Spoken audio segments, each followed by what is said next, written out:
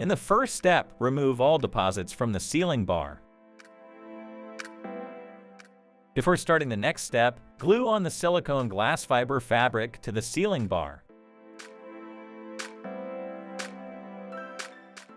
Mark the center of the silicone glass fabric lengthwise with a felt tip pen.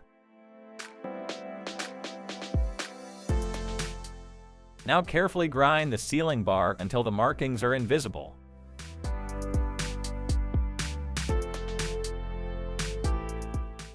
To do this, stretch sandpaper on a straight surface, for example a leveling plate, and pull the sealing bar up and down without applying pressure. As soon as it's no longer visible, we can begin with the next step.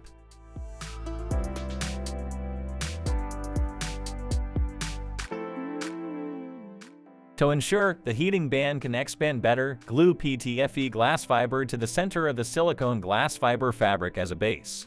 Please note, it is important for you to only place glass fiber under the uncoppered part of the heating band.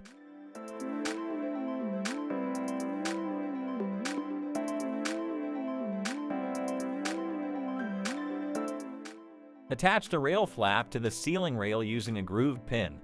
Then insert the compression spring into the hole and lock the flap in place using the pin provided. In the next step, center the heating band on the rail, but make sure that the slanted edges are facing upwards.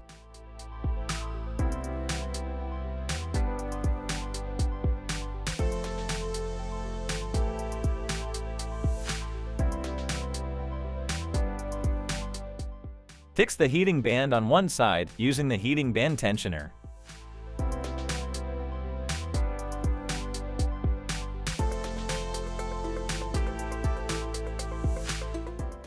The heating band should lie on the rail without any slack.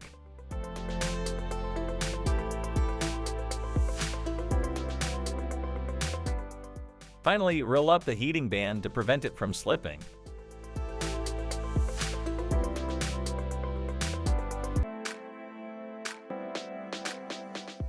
Remove the second locking pin and wind up the already attached heating band with the heating band tensioner.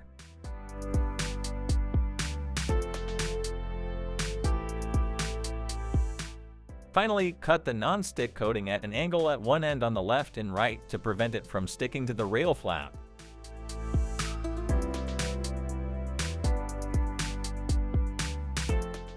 Here you have to ensure that the non-stick coating is applied carefully and without creases.